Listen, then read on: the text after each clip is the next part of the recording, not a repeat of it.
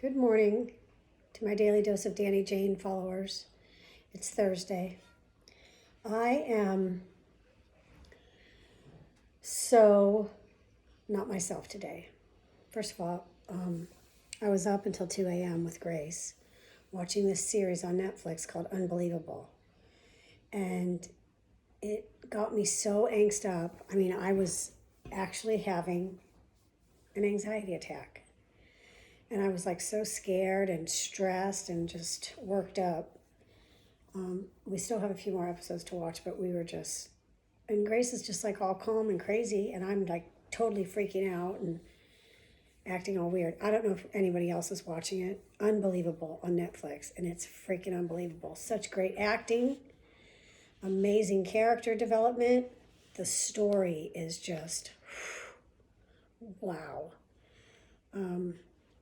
So yeah, I didn't get a lot of sleep. And my husband, who is hands down one of the loudest people in the morning that you're ever going to be around, his alarm goes off at 5:45. When I say his alarm, I mean the alarm that I set for him. For some reason, he doesn't set his own alarm. I have to set it on my phone, then I have to turn it off. It's the whole thing.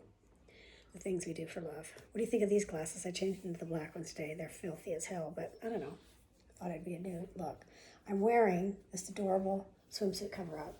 It's a swimsuit cover-up, but it can also double as a dress. And it has a little fringe at the bottom without showing you the hootie. There's a little fringe. Isn't that so cute? It's so cute. Anyways, I'm traipsing around in this thing today. It's hot outside, like it's going to be like in the 80s, but it's windy.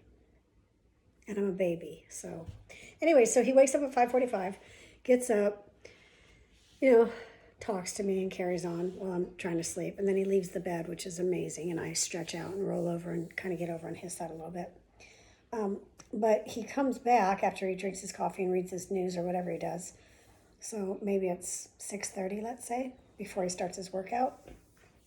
He wakes me up, he's like, babe, I just read this article online on from CNN, about stroke and the COVID-19. He goes, I totally think that you had the stroke because of COVID. I was like, that's so last week on the vlog, honey. Start watching the vlog. You're going to know more about what you need to know than you'd ever want to know. He's like, I don't know what we should do. We should figure something out. We should tell somebody. Who should we tell? I was like, let me think about it when I wake up. I'll get away from me. So then he went and worked out, which was great. Around about 8:15, 8 o'clock maybe, he woke me up again to say goodbye. Kissed me, told me he loved me, said he'd see me later. And I crawled my ass out of bed at like 9:30, I think. So I don't know, 2 to 9:30. Is that good sleep? Let me calculate. 2 to 9:30. It's like 7 hours. I don't know. I don't feel rested though. And here's the other thing. We had this flourless chocolate torte with dinner on Monday, and there were some leftover pieces. He took 2 pieces to the office, but 2 pieces stayed here. Stayed here in the refrigerator, just taunting me every time I opened the refrigerator. I don't even like sweets. But last night I cut the torte into like little pieces, like to make like little fudge bites. And I see how people do that. They trick themselves. Like you say I'm only going to eat a little bit, but you cut it in small pieces so it seems like you're not eating. I ate probably like 4 of those pieces. Oh my God, my guts are in an uproar over it. I don't eat sweets, so there you have that. But I did drink some champagne yesterday, and that was lovely. JCB, number 21. It's so good. It's just the perfect little light, crisp, lovely champagne to go with my dinner, which was essentially broccoli and baked beans. I don't know, I don't eat meat, and they had ribs and chicken, so I just had the sides. Anywho, so yesterday was the Sonoma County Health Department telephone town hall that I couldn't attend because I was doing my meditation with Melissa and Chad. I didn't see any of you people there, so no one else did it. So the meditation was interesting because it was like all about your heart, and like, it's a guided meditation, so they talk you through it. My mother-in-law was there, and Melissa's mother-in-law, Chad's mom and dad, and aunt and cousin. So I was there in my lounging pajamas. I had asked earlier my mother-in-law, who has been doing it all along, like, do you see other people? Like, what's it like? And she said no. For some reason, maybe she didn't understand my question. Hello, we're on video. It's Zoom. I saw everyone and everyone saw me, and I wasn't happy about that. I thought it was going to be some kind of blackout where you're just listening. Anyways, at 30 minutes, they get right to the point and get to the meditation. So we're meditating about our heart. And the whole time that I'm doing the breathing, this is no lie, I'm having all this like chest pain. And I had said in yesterday's vlog that I was going to use my inhaler before the meditation. Did I take my own advice? No, I didn't. And I was trying to do the breathing, but I didn't want to start coughing, even though everyone was muted. I mean, I could have, but you would see that I was having a coughing attack because although everyone's eyes were closed, or were they? I mean, I peaked one time. Anyways, it was a whole thing. It was about the heart, and you're doing all this breathing where you're breathing to the base of your abdomen, then upper abdomen, then, ribs, then full chest. And I was really suffering, unable to take really great breaths. And then they were talking and, guiding us through this meditation. At one point, they're talking about the different kind of hearts that there are. And in my mind, this is what I'm thinking: empathetic heart, empathetic heart, empathetic heart, empathetic heart. Because I talked about empathy on yesterday's vlog. And what do you think they said? Melissa said, empathetic heart. Do you think I'm clairvoyant? Or am I telepathic? Do I have special powers? I might. Well, I know for sure that I do, actually, so forget what I just said about might. Because every single thing that I've talked about on this vlog has happened. In the news, you'll read about it maybe the next day. I'm out there. I'm on the cutting edge. I'm predicting, and I'm talking about things and thoughtfully discussing, and then it comes to light. So, whatever. I have some special talents. Gosh, this is a cute little dress, isn't it? How's my hair and makeup look today? The brows are out of control, but there's nothing I can do about it except just keep filling them in. Pretty soon there'll be little caterpillars running across my forehead. I didn't tape my face today because I got not tons of positive feedback. My sister said she couldn't even tell the difference when I took the tape off. Okay, wow, that's a gut punch. And then everyone else just thought it was funny, but I'm telling you, this kind of tape exists. It's somewhere. I think they sell it in Hollywood. And you can buy it and you can tape your face back. And if I had longer hair, I'd be doing it all the live long day. Toni Collette is in the little mini-series thing on Netflix called Unbelievable. She's such a good actress. Anyways, it's good. And Axel from The Middle is in it too, which is funny because he plays a really serious character.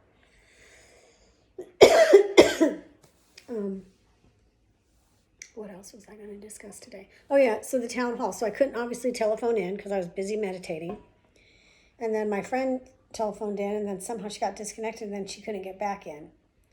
And my other friend just was kind of giving me the 411 on it. I'm going to stand up and straighten this dress because I feel like I'm sitting on it incorrectly, and it's bugging me. Okay, there we go.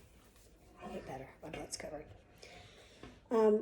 So she was telling me, essentially it's just a bunch of kudos. You're doing a great job. Stay the course. We don't have antibody tests yet in Sonoma County, but when we get them, you'll get them.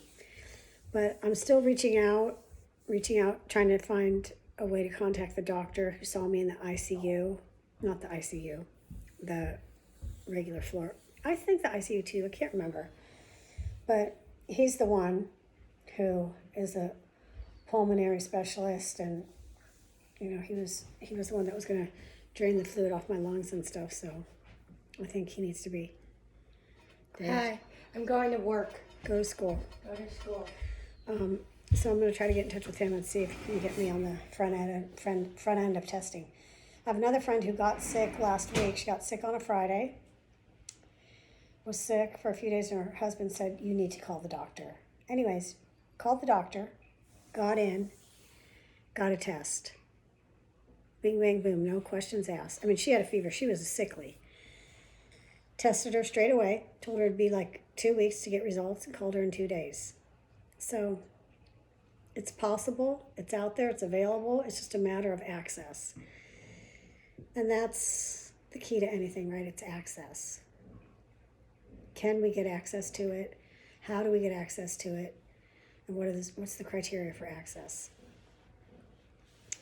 So everyone's harshing on the governor of Georgia, Governor Kemp, because he's a dipshit. And I wonder what it'd be like if Stacey Abrams was actually the governor of Georgia, because this fucker beat her. Anyways, probably be a different story. But I don't know if anybody watches CNN, if anyone loves Anderson Cooper, but he did an interview yesterday with the mayor of Las Vegas. And if that crazy bitch is not on drugs or just shit-faced,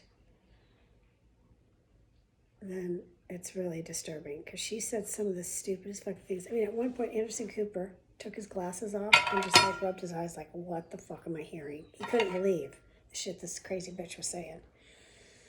But anyway, she's volunteering to make Las Vegas be the petri dish. Let's get everyone back to the casino, fill them up, and see how many people die. It's just going to be the cost of doing business in America. Open it up and count the bodies. And I'm seeing this a lot of places, that people are like, we're going to have to live with a bit of death. We have to get back to work, and we need to get people back living their lives, going to the park because the park's important, going to the beach because the beach is important, getting out there, working, seeing our clients, seeing our friends, seeing our families, socializing, having parties, celebrations. And, people are going to die, and that's just going to be the price we pay.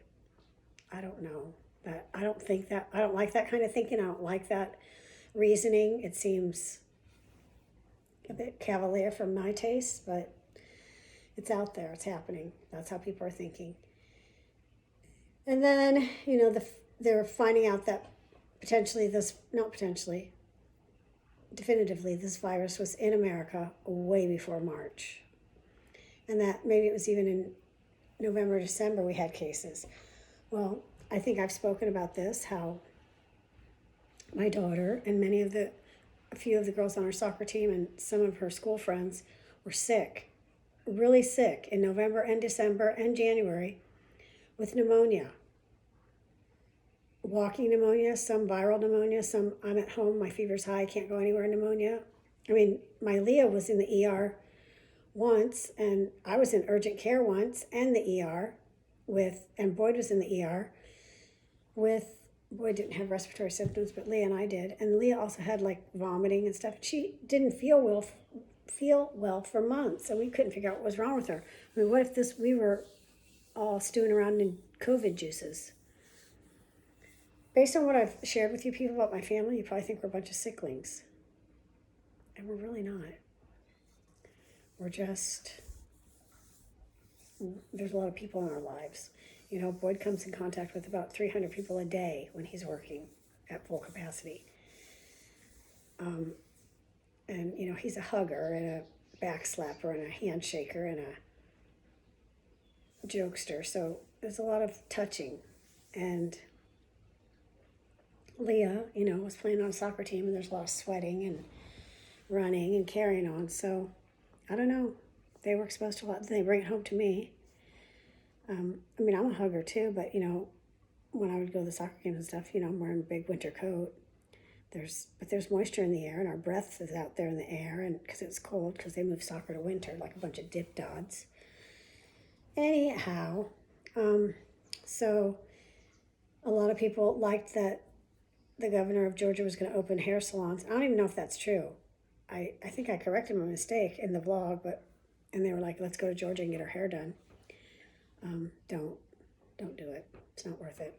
I'm telling you right now, you can wear a hat, you can wear a cute little beanie, headband, head wrap, do a little something with bobby pins. There's so many cute hairdos. I mean, if I was there with you, whoever you are, I could give you some ideas, or just Google it. You're going to see it. Do-it-yourself hairdos so you don't have to cut it. I mean, unless you're trying to cover the gray, and then you just change your part, flip your hair over to the other side, or... Anyways, there's ways. I mean, Jesus Christ, the President of the United States does a comb over every morning. Give it a go. Let's all imitate that idiot. Not. So I spoke in a previous vlog about Plaquenil hydrochloroquine, and lo and behold, it is not the cure for COVID. So all the drugs that the federal government bought that are now stockpiled somewhere, they're not going to beat this disease. They're not going to fight it. They're not going to cure it. They're not going to stop it. I'll be darned if that stupid dipshit in the White House was wrong and I was right. It happens so much. If only I could pat myself on the back. Okie dokie. I feel out of breath. I sound out of breath. I have something, asthma. I don't know what it is. Anyways, I'm sorry I didn't see you guys on the meditation. It was good. They're doing another one on Saturday. They're actually doing a day of silence on Saturday, but they're doing 3 one-hour guided meditations. If anybody wants to zoom in and check it. I mean, they are good at it. I'm going to give them that for surezies. I mean, there was a lot to get out of that. But the Wednesday one was quick. You know, it's 30 minutes start to finish, and that's kind of cool. I got the cutest little shoes yesterday. I mean, they're so adorable. I put them on my Snapchat story, but I'll turn the camera around so you can see them because they are just to die for. Are they on the camera? Can you see them? I don't know how that translated. I kind of have a story about shoes like this. So a long time ago, when I lived in Arizona, I got this little pair of white little shoes, just very similar to this, Bandolino little slip-on cookie heels. Short, flats they were, but they had a little heel on them. And the sisters took a trip to Disneyland. It was going to be a sister trip to Disneyland, and I wore those little Bandolino shoes. And adorable, cute as hell. There's some pictures that evidenced it, but I got blisters because I had horrible feet. This was way, way long time ago. Arthritic. Anyways, I had literally bloody stumps. I mean, it was just, you couldn't walk a foot. You couldn't take a step. It was horrid.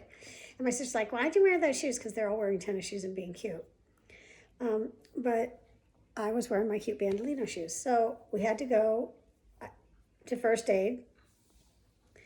They swaddled my feet in like moleskin. I bought a pair of socks, little Disney socks, and a pair of flip-flops. And I wore socks with flip-flops when my feet were bandaged underneath. Hysterical. There's pictures of that too. I don't have them. A sister does. One sister. Some sisters. Both sisters. All sisters. Anyways, funny story. So when I put these on, because I'm wearing them around the house today to kind of break them in because they just came in the mail yesterday, it made me think of my Bandolino white ones. I love those shoes. There's just something about a cute little white shoe. Anyways, these are whitish. They're white, but silver, but black. They don't even match my outfit, but I don't care because I'm wearing a swimsuit cover-up as a dress. That's how I'm rolling today. I do have to exercise at some point, but they're here. The repairmen are here. They're working on the steam room because the controller doesn't work. So I'm not actually going to go out and go swimming in front of them. I don't know what I'm going to do. We've been doing what we call gate to gate. It's a gate to gate walk or run. The span of the house from one gate to another. But it's boring. I don't want to do gate to gate today. I want to do the Brush Creek Trail, but I don't know if anyone's going to be up for that. And then Boyd said, why don't you just do cul-de-sac to the end of the road, that span. Excuse me, picture. Which I don't even know how far that is, but I'd have to probably do 10 laps. I don't know. That's why I don't like running around a track. I think it's boring. But I could listen to my book while I do it. So maybe I'll do that. I don't know. My neck hurts from sitting in this weird chair. So I think I'm going to end it. Love you guys. I'm sorry I didn't impart any news or wisdom or anything. It's just a day in the life of Danny Jane. Bye.